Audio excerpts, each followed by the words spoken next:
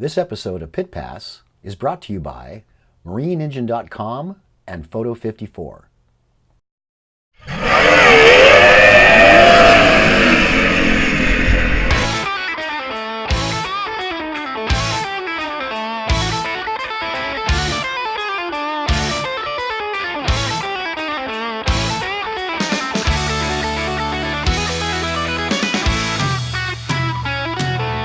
Join us for another day on the water with the quickest competition boats anywhere. The power, the speed, the excitement that is USF1 Powerboat Racing. This is your Pit Pass.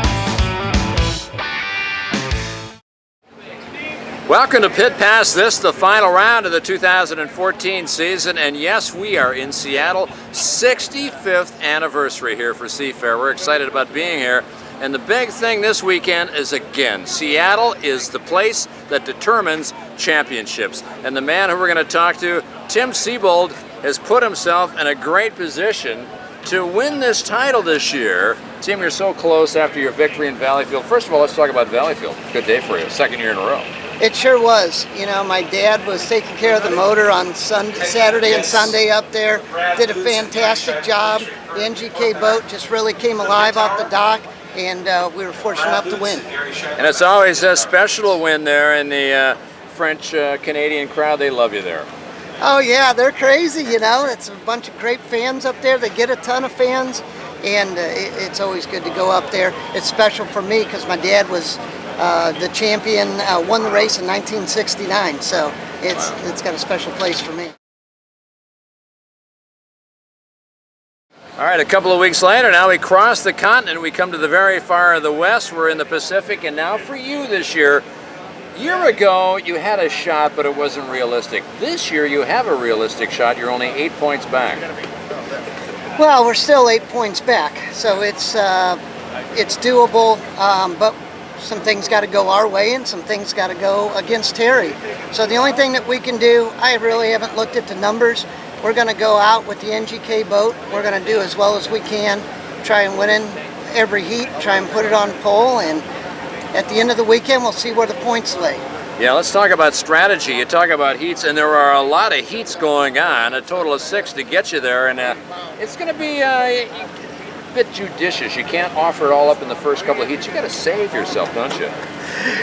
At this point, you got to throw it all out there. Okay. You can't save anything because there's no tomorrow. Yeah. You know, last year was different, but this year, this course is unique for us because it is much bigger, longer straightaways. Yeah. So it takes a different prop selection that we don't normally use. You know, it's like a prop that you can qualify with at Bay City, which is a longer course. You could use that here for a race prop. So you can see how much different the prop selection is. But, you know, we've got some props that we think will be good. Main issue today is concentrate on qualifying, and then we'll pick a race prop out tomorrow. All right, wish you all the best of luck. Great confidence. I love it. Congratulations on a great season so far. Tell you what, Tim Seabold now, he's ready to go to work. Let's go down the paddock and talk to another driver who's ready to do the same. Well, the man from Florida wants to become an 8-time national champion. Terry Rinker alongside. Tell you what, you didn't win the race last year, but you did win the title. Would you be perfectly happy with that again this weekend, obviously? Oh, yeah, obviously. It's great to win a championship. That's the main objective of the team. It'd be nice to win one out here in Seattle. You haven't been able to in the past 2 years, so it'd be nice to bring home a win and a championship for the team Amsoil. Yeah, now talk a little bit about this race circuit. It's unusual. It's long, it's 1.3 miles around, but yet it's 7 pins. You got a long sweeping right-hander. Very unusual here. Yeah, it is. It's hard to set up for this course because you got such a long straightaway on one end, so you don't want to give up a lot of top end because people will be driving by you there. But you still got to get through the short chutes and the right-handers, so it takes a lot of hard driving. You got to drive with a lot of speed coming into those turns, so it's really a big hard turn every time you get to the end of that big straightaway. Yeah, a lot of heats to get yourself to the final, so it's going to be a very busy weekend here. here. Yeah, no doubt. I mean, we're in and out of the water between the Unlimiteds and the other events and the air show. It's a wonderful event here. I mean, they really put on a great show, and I think we'll put on a good show for them here, and in and out of the water, hopefully up front as much as possible. All right, Terry Rinker, who won at his home race in LaPorte, Indiana, now makes his home down in Florida. Feels like he can do something that he hasn't done in a year. Win the championship again. Let's see if he can do it for the 8th time. And by the way, there are ways in which you can be decided this championship. If Tim wins and we get even, and all of a sudden all the priorities and the dynamics come through and all the parameters are decided, it will be decided in a different way. Let's show everybody what's going to happen if they don't have it decided on the water. There's something very special. Okay. If this championship still has not been decided when it's all over, say Tim wins, he has 2 wins, Terry has 2 wins, and all of a sudden everybody's got the same amount of podiums, they got the same percentage, it will be decided one way and one way only. By a cage match, wrestling match coming up. The man from Florida, ready to take on. What the man up there, champion from Missouri, wants to take him on. The cage match will be up there. The question is, who will come away victorious? We won't know until the sun goes down here in Seattle. We'll see you there. Hey there, baby. Tell you what, Bob, you're interested. The history of this sport is so fantastic. It goes way back. This is a card collection. $5 for this. And the Unlimited Hydroplane people are so good about talking about their past history. You can literally get these models that you can build, and you can turn them into, from this to this. And it goes way back to the 50s, slow motion 1950. So it's a great example for people who love the history of the sport. And that's not all. Come on over here. We've also got commemorative buttons for this year. This is the 65th annual event. But also, you've got buttons that go back honoring drivers of the past. And then, here's your card collection, which is fantastic too. So there's all sorts of wonderful items here. And of course, the Blue Angels are the big show above the water this weekend. You can buy the various hats. And I think most girls would love that. Even the boys. But difference in Blue Angels, and you can become captain of summer here with Seafair hats. You really go to town with this Blue Angels, as you got the collection of shot glasses. You better not do that before you go flying. Beer, of course, fins, and then of course water and refreshment cases that you can use when you go out biking. So it's great. And when you're not sure, just bear with the weekend like the rest of us. Welcome to Pit Pass, and yes, I'll tell you something, the man who won this race 2 years ago is back and ready to attack this year. Last year, Greg Foster, you were a bit of a test mule. This year around, though, you're getting really serious. Yeah, Jake's trying to get these OMC Johnson motors running, and actually they run really good and they have a lot of horsepower. But we're still having little issues with them, but it should be worked out. But right now we blew this up. We're going to go put a DAC with the Mercury on it right now and go play with that a little bit and try to get it running. Yeah, a family member with the DAC Attack. That is a boat built by Guido Capellini in Italy. Not many people in this country have run these Kevlar boats, but you seem to really enjoy it. You've been racing these boats for a long time. Yeah, a long time. When I used to race for the Wints at Sherwin-Williams, they bought a couple of them and they were just great. I mean, I love driving them. They're probably one of the fastest, nicest boats to drive. Third time around here in Seattle. Now, you won the opening race here back in 2012. What do you remember about it? It was great. Got off the dock late, led the race from the at the first turn, and never looked back.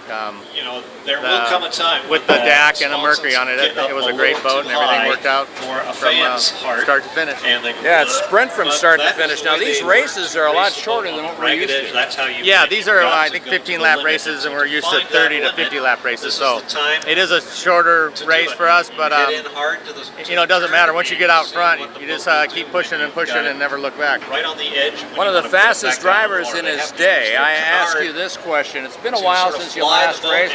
How fast do you get back into a boat like this? Is it like putting on an old shoe? Is it really comfortable right away? Actually, I don't feel like I've lost anything. Just give me a couple laps and I get back. I feel like I'm faster today than I was 10, 15 years ago. Maybe a little smarter. All right, we'll find out if he's smarter. Greg Foster, a little bit more gray on the side, but I'll tell you something. He is just faster than we've ever seen him. Best of luck this weekend. Have a lot of fun and stay dry. Thank you, appreciate it. Give him around, Jimmy Shane. You know, Tim, this is how we live in the fast lane. Right? Bubbles? Bubbles? Hey, from over here you can't see it. So is that going to be his new nicknames, Bubbles Foster? Yeah. He's got a lot of nicknames. That's the nicest one I heard of. Well, my broadcast partner for the weekend is Chip Hanauer, and he's won a few of these races, so I thought I'd come in and find out what his office is like since he works next to me in my office. So let's find out. Easy to get into. You slide in this way, and you probably take the wheel off because it's tougher for me to get down into this with the wheel on. It's snugger, it's tight, a lot more than I thought it would be. But really for Chip here, to get in, I'm surprised that the wheel is so big and so narrow, but yet this is not a new boat. This boat's been around for about 20 years, but you really feel one with the boat when you put the harness system over you. Very simply put, you got oil pressure, you got your temperature, your fuel gauge here, fuel is on and off, and basically you've got your timing here once you close the canopy. But really, it's big enough to where you don't feel like you're stuck and you're in a small shower stall. You really have a lot of room in here, and it actually feels pretty good. You can see the nose and the visibility of the boat very closely in front of you. So actually, it is a pretty solid and confident feeling once you're in the cockpit. Chip Hanauer won a ton of races. Hopefully, we're going to see a ton of action this weekend on the water.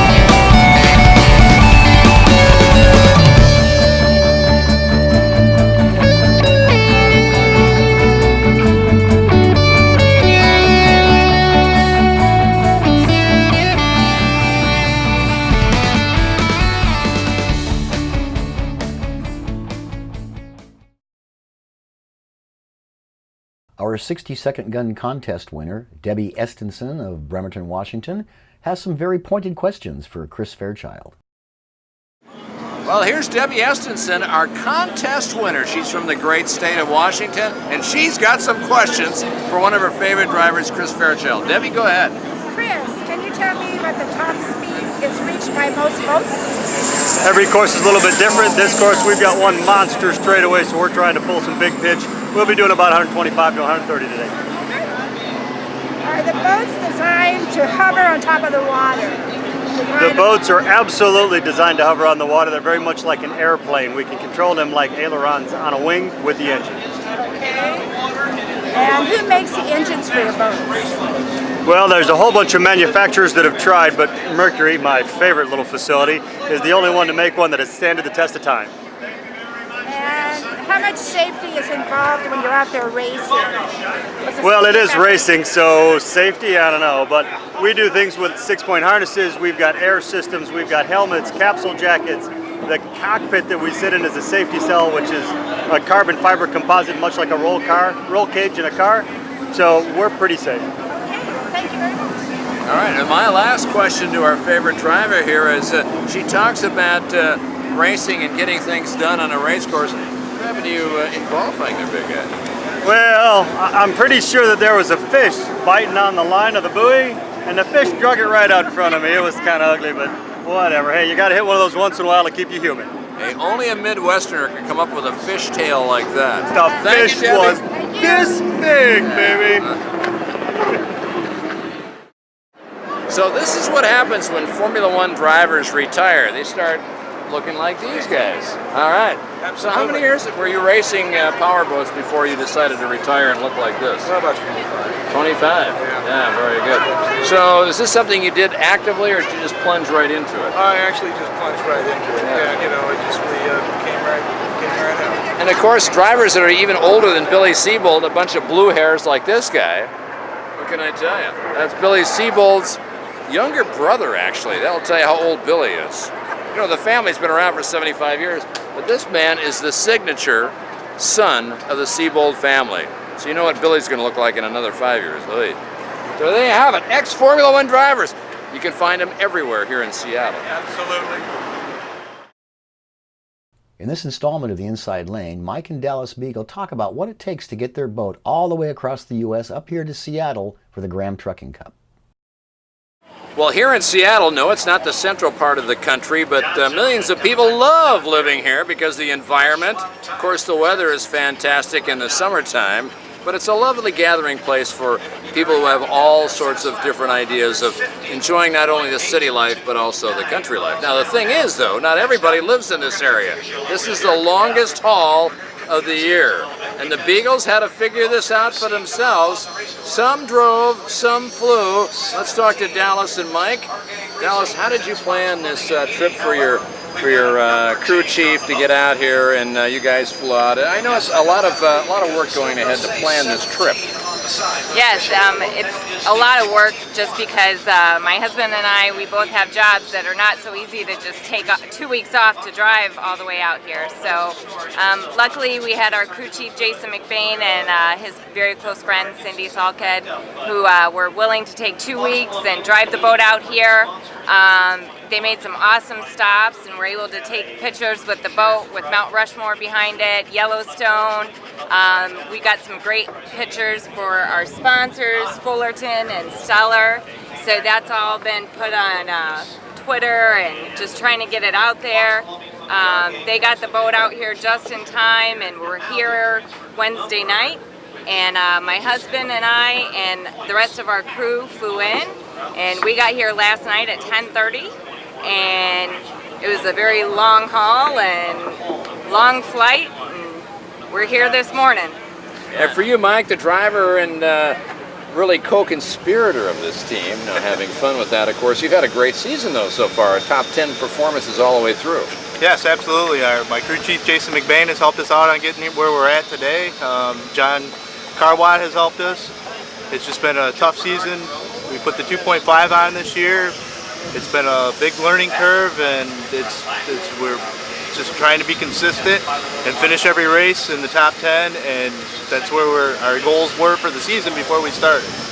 So what do you, a Michigander, think of being out here in Seattle? How do you like the circuit? How do you like this facility here in their 65th year? Oh, this facility is awesome. The people here are nice. Everything here is really good, actually. I really enjoy the whole environment, the atmosphere. Having the bigger boats out here racing, it's almost overwhelming to take it all in. Well, as the engines sound up, we're about ready to go on and do some qualifying this afternoon. For Mike and for Dallas, they've got some great help. This team together, coming out of Michigan, bringing them here to Seattle.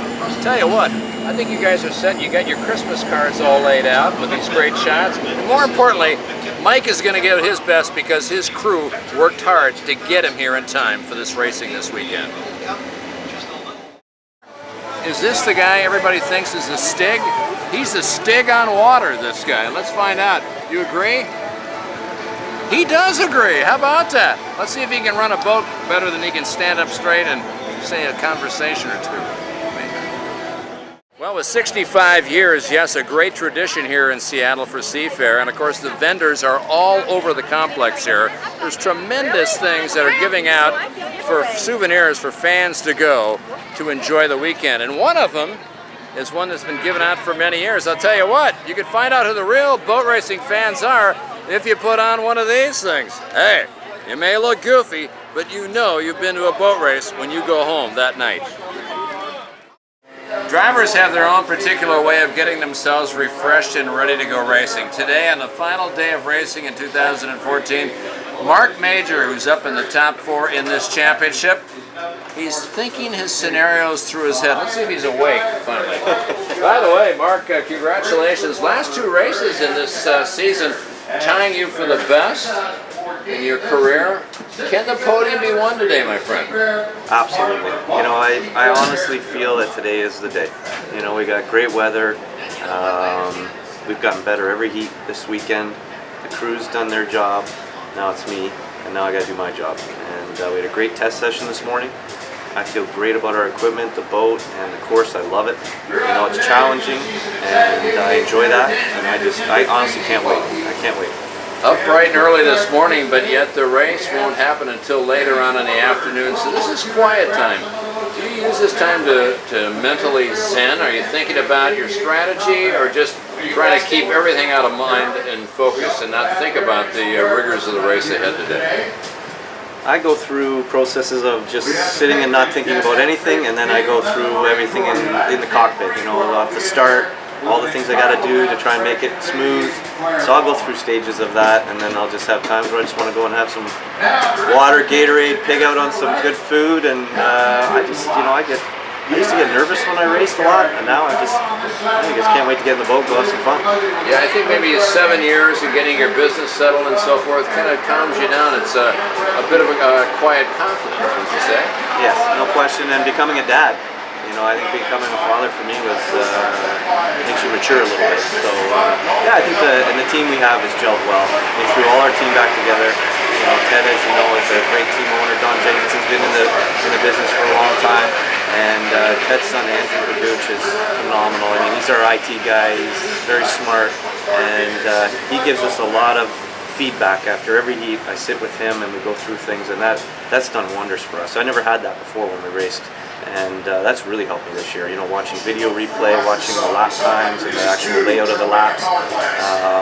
So, you know, everybody's doing a great job. Steve Haller, longtime friend of mine, used to race with me back in the day when I was in the 60 class. And, you know, he's a great guy. He's been at the shop lots helping us because a lot of work to be done before the races. And, you know, between Ted, Steve, and I at the shop, man, oh man, I think our wives are ready to shoot us, but it's been good. It's been a good mix, great team. They're not here. Mark Major, I'll tell you one thing for this guy from Newmarket, Ontario. He has improved more than any other driver from the start of the season in LaPorte. Let's see if he can reach his destination this weekend and for the whole year, getting him on the podium. Best of luck today and getting to the top 3. Thank you, Steve. Really appreciate what you guys are doing, and your cameraman Greg's been awesome this year trying to help us promote our sport. And let's face it, what we do here on the camera and how we can talk about our sport is what it's all about. So great of Seafair to have us here, and hopefully we can put on a great show this afternoon and come out with a podium at the end of the day. That's what we're here for. So, thank you. And I think the thing you have to realize is he made a bit of mistake on one of the things he said. He didn't become a dad, he became a granddad. I think he made that mistake, but best of luck, Gramps. Thank you, my friend. Hey, what's going on? Hey! Good morning! It's another lovely day on the water. You know what? There's no bad days on the water. There's no bad weather, there's just bad weather gear. So what are you working on? Well, we've got a power loss situation, so we're going to change a few parts out and retest it. And the problem with these engines is sometimes it's hard to troubleshoot them, so we're just going to keep going through the system till we find the part, because sometimes they test good and they're still bad. Sometimes if they test bad, they're always bad. So anyway, we'll get her done. It's all good. If this thing runs for qualies, I'm coming back like I won the whole friggin' thing.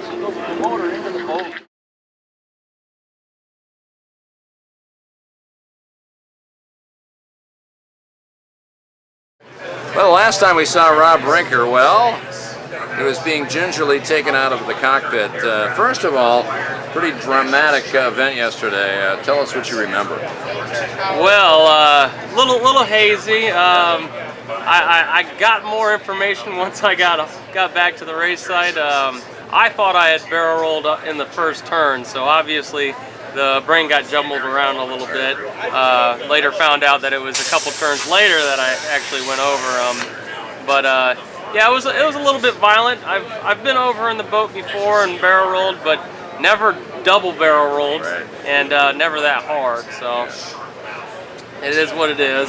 Yeah, I mean, you had a bit of mow going on there. You went over a couple of times, and of course, by the time they did rescue, they took their time to get you out, and then you spent some time in the hospital. What did they say to you once you got to the medical facilities? Well, they were real concerned about, you know, internal injuries and making sure that my head was okay. You know, there was pretty significant damage to the helmet on both sides. Unfortunately, my Hans wasn't as tight as it probably could have been, and I think we're going to assess that later, and hopefully that'll help improve, you know, that way the mobility's not so much inside that cockpit, and I won't have a chance of banging my head again. But, you know, we did CT scans and everything came out. There's nothing up there. So, we knew that. Yeah, we all knew that, so I'll continue racing. Yeah. That's why there's nothing up there, because he is going to continue racing. Seriously, though, today, 2 heats left in the program for the season. You're not running. You accept that pretty honestly. Yeah, unfortunately, I won't be able to be back on the water. The doctors don't think it's a great idea, being that I was out of it for a little bit.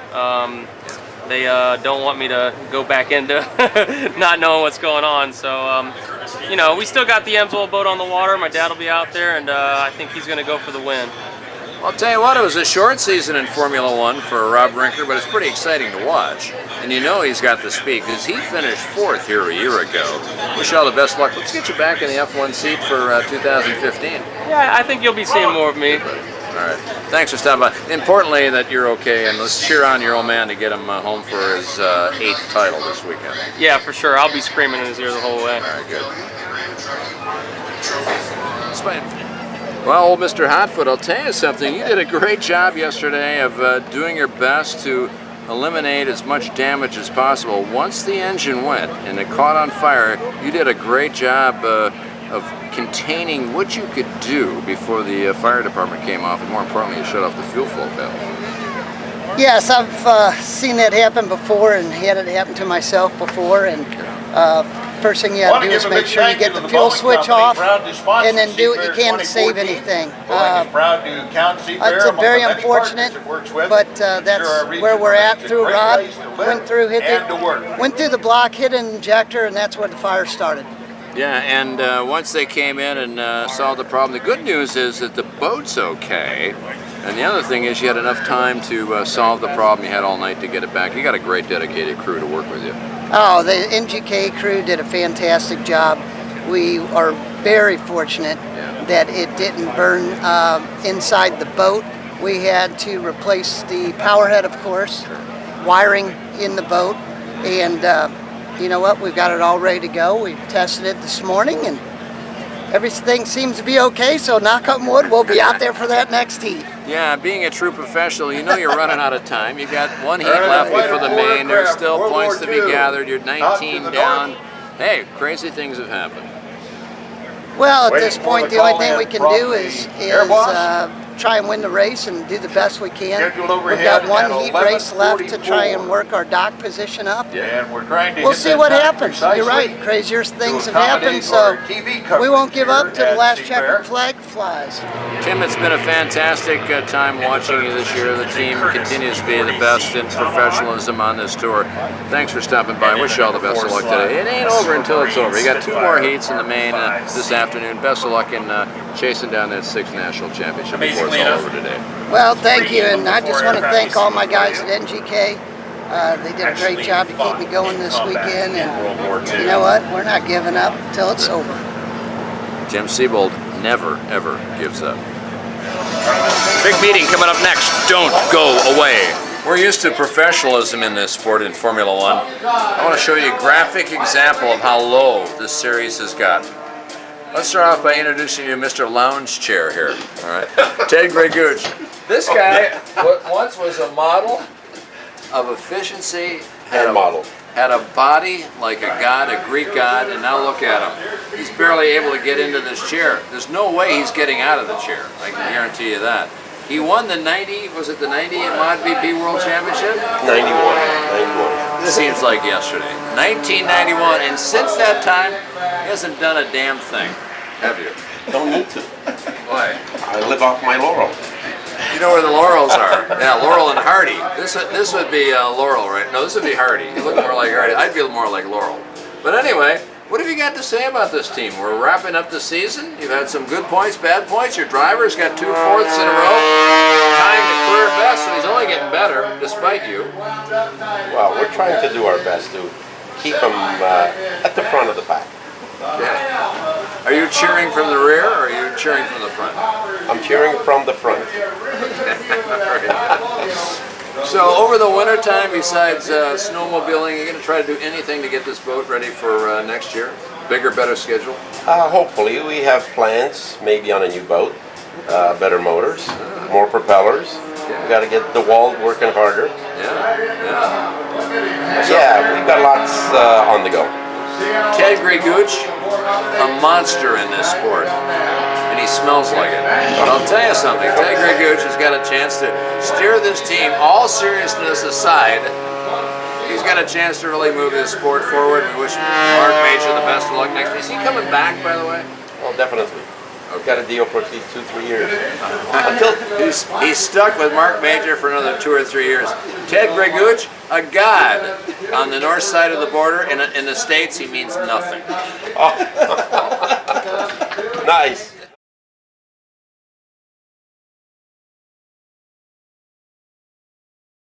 F1 tunnel boats now instead of the unlimited hydroplane, and they are going to complete their championship for the Graham Trucking Cup. And so we welcome Steve Michaels, sits back down, throws the headsets back. Again, it's going to be a big start for Tim Siebold. He's going to need to have a perfect start.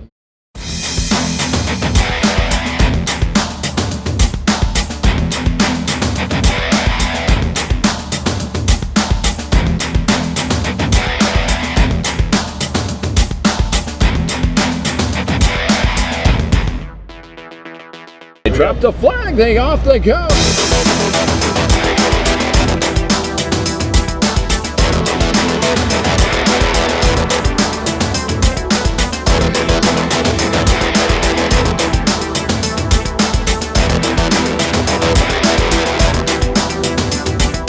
Probably crash out of the front straightaway.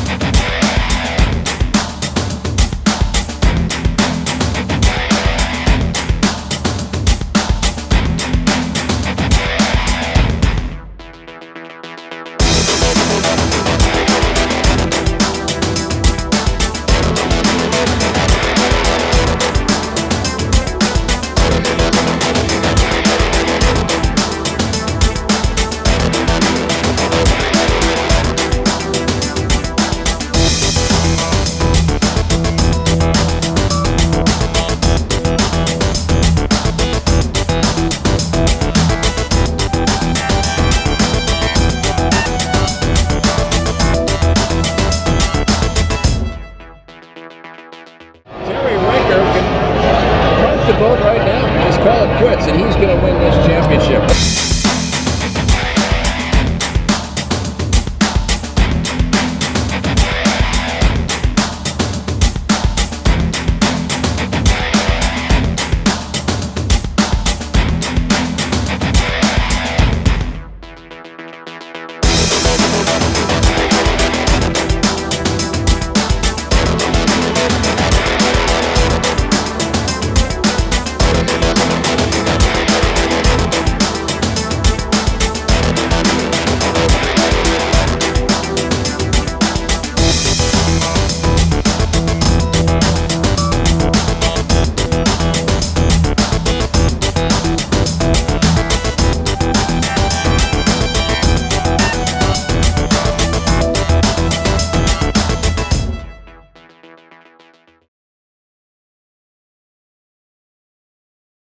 The first place trophy, the winner for the 2014 Graham Trucking Seafair Cup Final is the number 10 Amsoil boat of Terry Rinker. Terry, come on. How many times have you guys heard this name over the past couple of years? Congratulations, Terry. Terry, we have Steve Michael, the voice of F1 racing. He just sings your praises as a great driver today.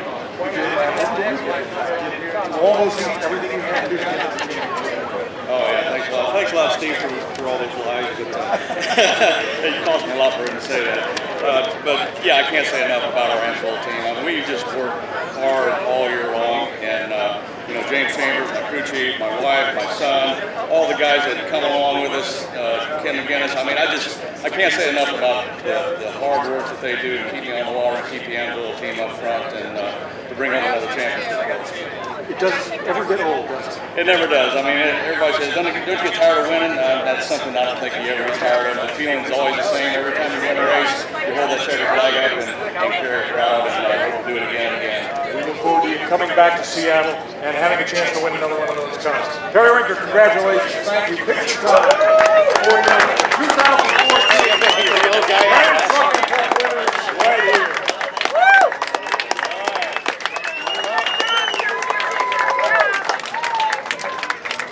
Very nice, guys. Thank you all. Well, guess what? The monkey's off his back. Jose Medana Jr., his first career podium. Well earned, but you got to be saying to yourself, I should have done this a long time ago. Yeah, we've had several slip through our finger cracks here the last few years, but man, we've had such a rough season this year. Probably been one of the most frustrating seasons we've had in my 9 years, and we show up, fourth motor, we blow up in 4 races on Friday, and stayed the midnight hours, working, rebuilding one thanks to NGK, Sevo team, helping to put one together, and we just found the setup that hooked up in the final. Came out great on that first start. We were smoking. That red flag came out, and man, it was like, no. And just got fortunate. I just feel so relieved. Yeah, you've done well in the past here in Seattle. This time you get the podium. You must like this circuit here. Yeah, you know, it's fitting because this is probably my the hardest race that we have to help promote for the series, the administrative side. But this is an awesome place to come to. 3 years already, can't believe it. Looking forward to the future.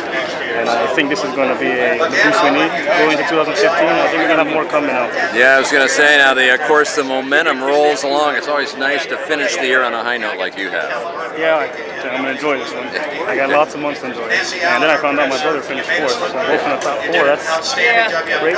How about that? Jose Medana Jr., the driver out of Miami, Florida, who runs this series, but guess what? He's also a great professional driver. He proved it today, his first of many podiums in his career. Thanks for stopping by, and we'll look forward to seeing you come back in 2015. Thank you, Steve. Thank you. Tell you what, the man who won this race 2 years ago claimed getting very close to winning it another time. I'll tell you something, you haven't been running many races in 9 years. I think this is like the 4th one. And boy, when you show up, you really make an effect on the race field. Yeah, no, it's been a long time since I haven't raced very many races, but it just seems like once it's in your blood and you still have it, it's sure fun to do. I love doing it, so I'm going to try to go back and do a full season next year. Obviously, you hate it here in Seattle. You win it the first time 2 years ago, and then you come in second today. It's really a very special place, isn't it? No, it is. Like you said, we won it a couple years ago, and then last year we didn't do very well. But it's nice to come back and get a second. Seattle's a great place to come to. They put on a great race site, and the people are awesome. So what's it going to take for you to be more than a one-race wonder now? How are we going to get you on the tour for 2015 full-time? Well, I already went and bought a boat and motor and gear case, and so I just got to kind of get some sponsors, and we'll try to make the full season next year. All right, he's halfway in the door. Let's see if he can get a few more sponsors. Anybody out there want to go for a winner? This guy is a winner, a podium guy, Greg Foster. Congratulations on a great day. Thank you. I really appreciate it. It's a great place. Thanks. Here in Pit Pass, we get a chance to talk with the man who has captured his 8th championship, 4 in a row now. No one has ever done this before in this history. Terry Rinker, congratulations, buddy. Made it look easy today, but it's more than that. It's a lot of preparation. Yeah, no doubt. I can't say enough about the Amsoil team and James Chambers, all my crew, Kim McGinnis, my wife for putting up with me working so much at this stuff. You know, that's all it is preparation. Having everything done right and ready and you know, just doing it right. You know, first you got to finish first, and we finished a lot of races and haven't not finished very many. Yeah, and what a wild start the first time out. I thought maybe you and Chris were going to change and add a little paint to each other's paint scheme. Yeah, we got a little close there. Chris jumped out there with me, and there was some rollers right off the start dock, so we had to deal with that right off the bat. But we got out there and finally got a little steam on him and made it to the turn in front of him. And unfortunately had a little accident, but got to restart too. This season, 3 out of 4, now 8 out of the last 13. Sum up 2014. I tell you what, it's just been a lot of work. It's been a lot of fun, though. I mean, my team worked so great together. Having my son here this weekend, you know, racing with us was great. Unfortunately, he had a little incident, wasn't able to, you know, run the final. But you know, it's just been a wonderful year. I mean, the Amsoil team and our sponsor Amsoil has been so gracious to us to keep us on the water and keep us in good equipment. But it's not just that; it's the work that you put behind it. All the money in the world can't buy work. The day is yours. The weekend is yours. 2014 is yours. Congratulations. Enjoy the evening. You've earned it all. Congratulations, champion 2014, Terry Rinker. Thank you, Steve. Thank you.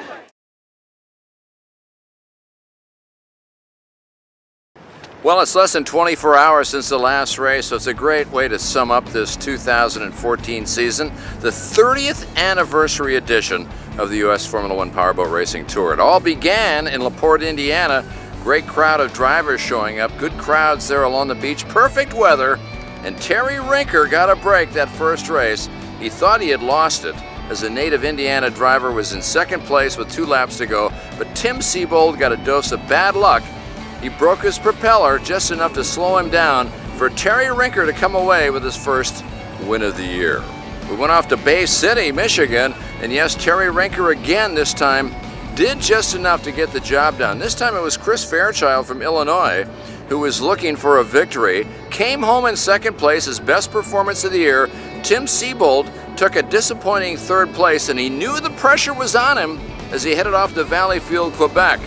Well, he went up to the lovely city just outside of Montreal, and he did exactly what he had done in 2013. He won the race and came away with the victory and brought this championship to a close very closely in points, with just 8 differences between Terry Rinker, Tim Siebold. It all came down to the final race this weekend here in Seattle. Terry Rinker did just enough. Tim Siebold felt the pressure, got an engine caught on fire, couldn't quite get the boat to run the way he wanted on the Sunday show. Terry Rinker dominated the final day, captured the championship for the 4th year in a row, and he has now won this championship 8 different times since he started racing in Formula One 19 years ago. So hats off to the driver from Tampa, Florida. Terry Rinker and the Amsoil team wins again.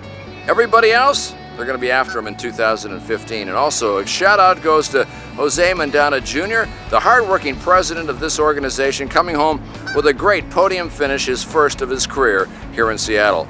It was a great season. The weather was fantastic. We had a wonderful time. We hope you did following us. So from lovely Seattle, I'm Steve Michael, the voice of this series, saying thanks for stopping by. We'll see you again shortly in 2015.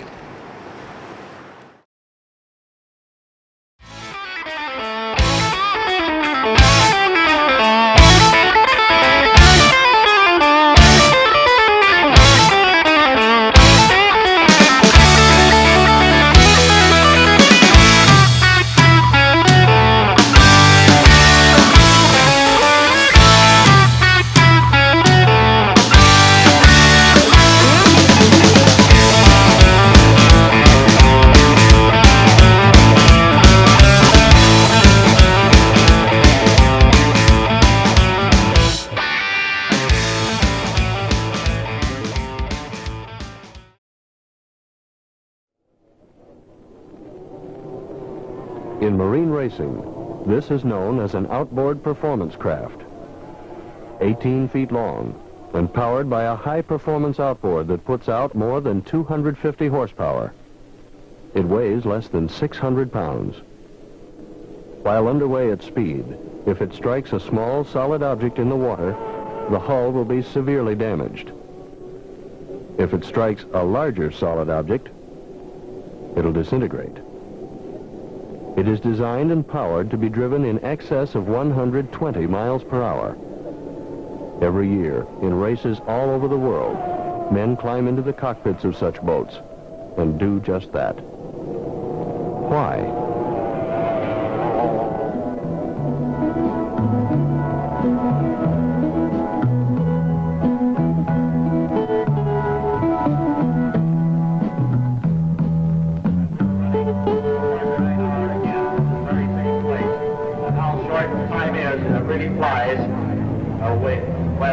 Let's hear once again for another one of these fabulous starts.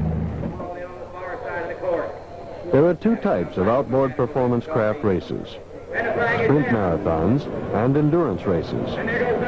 Sprint marathons are relatively simple, consisting of 4 15-minute heats. In these races, most of the crew's work is in setting up, including the installation of a smaller-sized 10-gallon sprint gas tank. The endurance races demand far more of the crew, as well as of the driver and his boat. They last for 6 hours, and to keep pit stops to a minimum, a larger 36-gallon gas tank is installed. That's a lot of gasoline to be hauling at 125 miles an hour on a crowded course.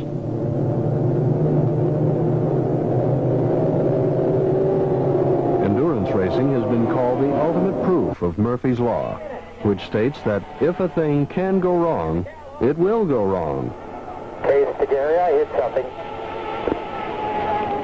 How bad, Case? She's taken Wilbert past. Bring her in. Adjustment work on the carburetors. They've got the captain back down on the side of the boat again and running for some fuel.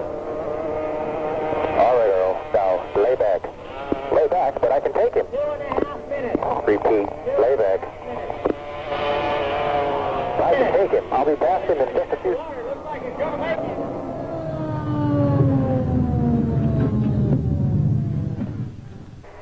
Reggie, you get a copy? Reggie, there's a boat turned over on the turn here. You're coming up on it. We can't see the driver from here. Can you give him a hand? 10-4. I've got the boat, Gary. Don't see the driver. Okay, there he is. Seems to be okay. To win races, you have to go where they are. And to the Team Mercury crew, that means traveling about 80,000 miles a year. To places in the United States such as Miami, Florida, St. Louis, Missouri, and Lake Havasu, Arizona. And in Europe, to the historical English seacoast city of Bristol, and across the Channel to Paris. With all that travel, you think the crew would be accomplished tourists by this time. Actually, we never seem to have time to do much sightseeing. That doesn't bother us. We're pros. Wherever we are, we're there to do our job, and that's what we keep our minds on. Like last year in Paris, Gene Trike and I were working on one of the boats, and all of a sudden, there was a hell of an explosion behind us. And Gene said, "What was that?" I told him, "One of the English boats just blew up." And he said, "Hand me my 3/8 wrench."